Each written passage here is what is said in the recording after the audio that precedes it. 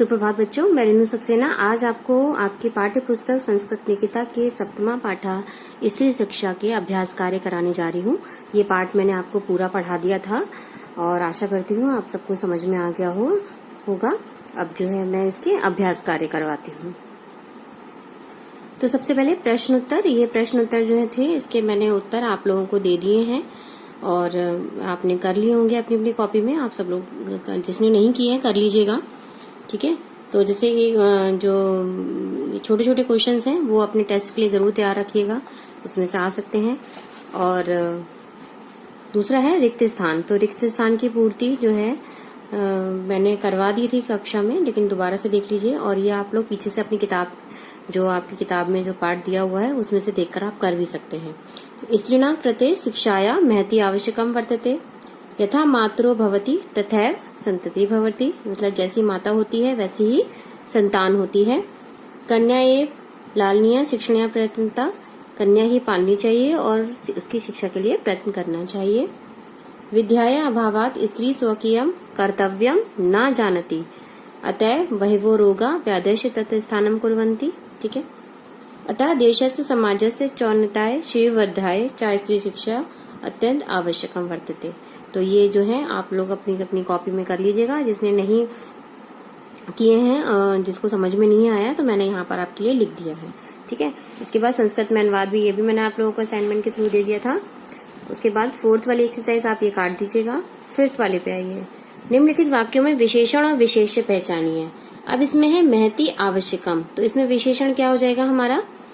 विशेषण हो जाएगा महती, क्योंकि ये महती माने बहुत आवश्यक है।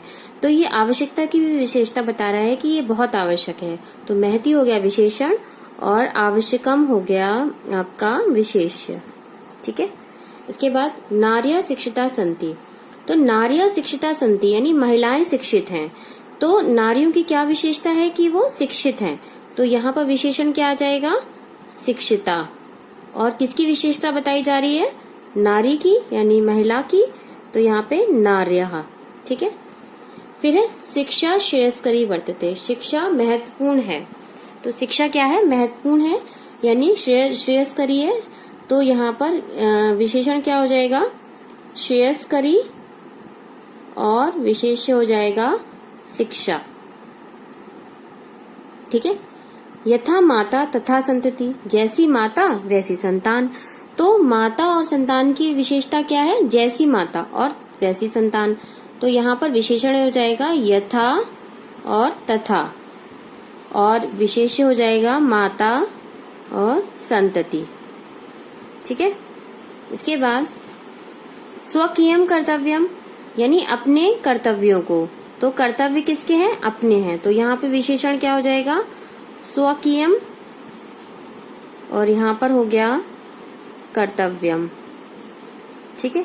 ये हो गया स्वकीयम कर्तव्यम माने अपने कर्तव्यों को, अपने किए हुए कार्य को नहीं जानती है। तो ये आप लोग लिख लीजिएगा। सबको समझ में आ गया कि विशेषण कौन सा है और विशेष्य क्या है। अब देखते हैं विभक्ति और वचन। अब पहला है हमारा महानिर्माण तंत्रे यानी महानिर्माण तंत्र में। तो में पेपर आपको पता है, में पेपर किस में आता है?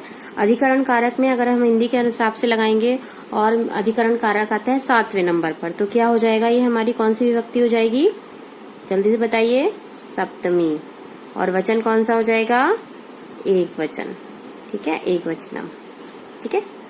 फिर विद्याया, विद्याया माने विद्या का या विद्या की। तो ये आपका स्त्रीलिंग है, तो ये आपका पंचमी में भी आ सकता है, आता है, और ये आपका षष्ठी विभक्ति में भी आता है, ठीक है। यहाँ पे विभक्ति भी लिख दीजिएगा। और वचन आपका ये एक वचन में आ जाएगा। जब हम विद्याया के शब्द रूप पढ़ेंगे तो विद्या में पंचमी में भी आएगा और षष्ठी में भी आएगा, लेकिन वचन ही आ जाएगा एक वचनम। नार्या, नार्या माने महिला या औरत। तो खाली नार्या है तो यहाँ पर क्या हो गया? प्रथमा। और एक है तो एक वचनम। संतति माने संतान, तो यानी खाली संतान, तो इसमें कुछ नहीं है संतान का, संतान की या संतान में, कुछ ऐसा कुछ भी नहीं है। संतति माने संतान, तो ये प्रथमा और फिर वचनम एक वचनम, ठीक है। विवाहेषु माने विवाह हो जाने पर या विवाहों में। तो ये आ जाएगा में, तो आ गया आपका सप्तमी, ठीक है। और विवाहों में तो यहाँ पर ये शु लगा हुआ है और इसलिए वजह से यहाँ पर ये आ गया आपका बहुवचनम। जब हम इसके शब्द रूप पढ़ेंगे तो विवाहेषु जो होता है वो सप्तमी विभक्ति बहुवचन में लगता है।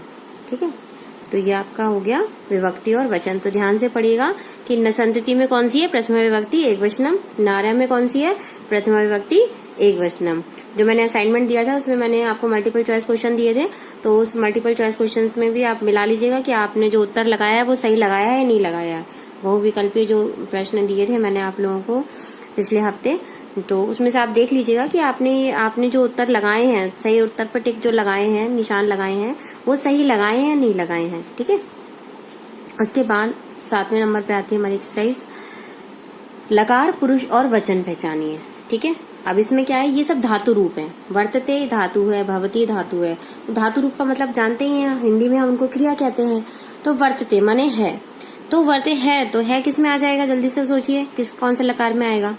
3 लकार होते हैं संस्कृत में, मैंने आपको बताया था, लट लकार में। लट लकार यानी कि वर्तमान काल। ठीक है, लट लकार में आ गया।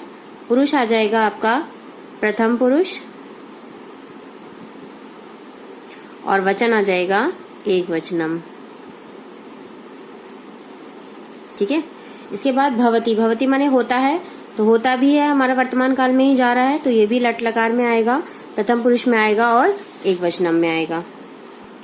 आगे देखिए, अब है प्रविशन्ति। प्रविशन्ति माने प्रवेश करती हैं। तो अंति जहां पर भी लग गया तो सबसे पहले समझ जाओ कि कौन सा वचन है, ये बहुवचनम है। ठीक है, जैसे पठंती, खेलंती, हसंती, तो जहां पर भी अंति लगा है तो ये बहुवचनम में आ गया। अब प्रविशन्ति है तो यहाँ पर प्रवेश करती हैं, तो यानी सिर्फ लट लकार आ जाएगा। वर्तमान काल है, प्रवेश कर रही है, वर्तमान में चीज हो रही है, तो लट लकार। और पुरुष आ जाएगा हमारा प्रथम पुरुष। ठीक है, अब यहाँ पर देखिए करिष्यन्ति। अब करिष्यन्ति मैंने पिछले वीडियो में बताया था कि जहां पर भी श आ जाए, आधा श आ जाए, तुरंत समझ जाओ कि कौन सा लकार है ये, लिट लकार यानी कि भविष्यत काल। ठीक है, और अंति है तो अंति से समझ जाएंगे हम क्या आएगा, बहुवचनम। और पुरुष अंति है तो यहाँ पर प्रथम पुरुष। ठीक है, अब कुर्वंती। कुर्वंती में भी आपका कौन सा लकार आ जाएगा, कुर्वंती माने करती हैं या करते हैं। करती हैं या करते हैं बात एक ही है, चाहे आप कोई भी क्रिया लगाओगे स्त्रीलिंग पुल्लिंग में तो क्रिया एक जैसी ही चलती है। तो कुर्वंती यानी करते हैं या करती हैं। ठीक है, तो कुर्वंती कौन सा लकार, लट लकार। पुरुष प्रथम पुरुष और वचन अंति है तो बहुवचन। ठीक है, तो ये मैंने आपको सारी एक्सरसाइज करवा दी हैं। और ये विभक्ति और षष्ठी और विभक्ति इसमें लिखी है, तो स्त्रीलिंग के आपके पीछे रूप दिए हुए हैं, आप उसमें से देखकर भी आप लिख सकते हैं। यहाँ पर देखकर आप जो है याद कर सकते हैं। स्त्री के शब्द रूप दे रखे हैं, ऊपर नदी के भी शब्द रूप दे रखे हैं, तो उनमें से कोई भी अगर एक रूप चले याद कर लेंगे। दोनों ही इकारांत है, स्त्रीलिंग के शब्द हैं, दोनों में से किसी को भी याद कर सकते हैं आप लोग। तो ये आराम से आपका शब्द रूप आपको स्त्रीलिंग के याद हो जाएंगे। ठीक है, धन्यवाद।